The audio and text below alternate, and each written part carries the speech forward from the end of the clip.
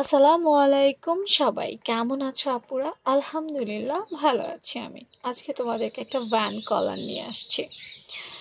আমার ড্রয়িংগুলো যারা নিয়মিত তো দেখো তারা দেখবা যে আমার ভ্যান কলারটা একটু বাঁকা হয়, কিন্তু যারা ইউটিউবের ভিডিও দেখবা তারা দেখবা যে ওখানে আমার না, সরি, ওদেরটা সোজা করে কাটা। তো আমি কেন সোজা করে কাটি, ওরা কেন বাঁকা করে কাটে, আজকে এটার উত্তর দিব তোমাদেরকে। কারণ অনেকে এই প্রশ্নটা করেছো যে আপু আমি কিভাবে কাটবো, আমরা কিভাবে কাটবো, দুই জায়গায় দুই রকম হলে তো আসলে একটা কনফিউশন না? তো সেই কনফিউশনটা আমি চেষ্টা করব তোমাদের দূর করে দেওয়ার জন্য। আমি সাধারণত সবসময় যুক্তি দিয়ে চিন্তা করি।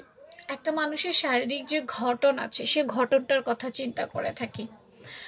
দেখো, এই কলারটা কোথায় বসবে? এই কলারটা কিন্তু মেইনলি আমাদের ঘাড়ের মধ্যে বসবে, তাই না? ঘাড়ের মধ্যে, গলার মধ্যে, পেছন দিক দিয়ে, ব্যাক সাইড। এখন তুমি তোমার ব্যাক সাইডের মধ্যে একটু হাতটা এভাবে ঘুরাও, দেখবা যে আমাদের ঘাড়টা কিন্তু একটু বাঁকা। বাঁকা না বলো? বাঁকা না? একটু এখনই ভিডিও দেখতে দেখতে একটু দেখো, দেখো যে তোমাদের ব্যাক সাইড, গলার পেছনের সাইডটা বাঁকা।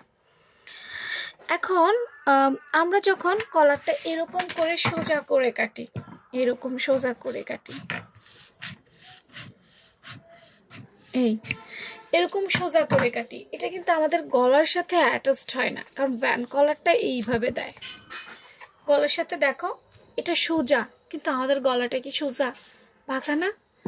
এই জন্য আমার কাছে মনে হয় এটা একটা রং আইডিয়া। হ্যাঁ, এটা ব্যবহার করা যাবে অন্য কোনো সিস্টেমে, বাট এটা একটা রং আইডিয়া। কিন্তু আমি যখন কলারটা একটু বাঁকা করে শেপ দিয়ে কাটি, এইভাবে কাটিং স্কিল তো তোমরা দেখছোই নাকি?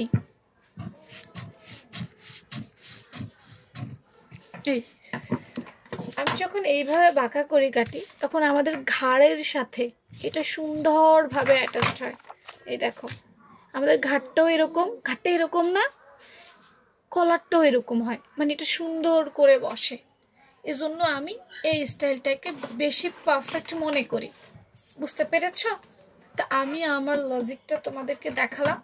এখন তোমরাই মতামত জানাবা যে আসলে ভ্যান কলারে সোজা করে কাটা উচিত নাকি বাঁকা করে কাটা উচিত। আমি কাউকে প্রেশারাইজ করব না যে হ্যাঁ তুমি এটাই করো, বাট আমার কাছে এটা পারফেক্ট মনে হয় তাই আমি এটা করছি।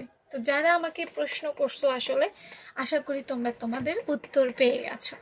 ভিডিওগুলো ভালো লাগলে অবশ্যই শেয়ার করে দিবা, আর কেমন হয়েছে জানাতে মতামত দিতে ভুলবা না। যারা এখনো ফলো দাও নাই, ফলো দাও। বেসিক কোর্স করার জন্য ইনবক্স করো। আল্লাহ হাফেজ।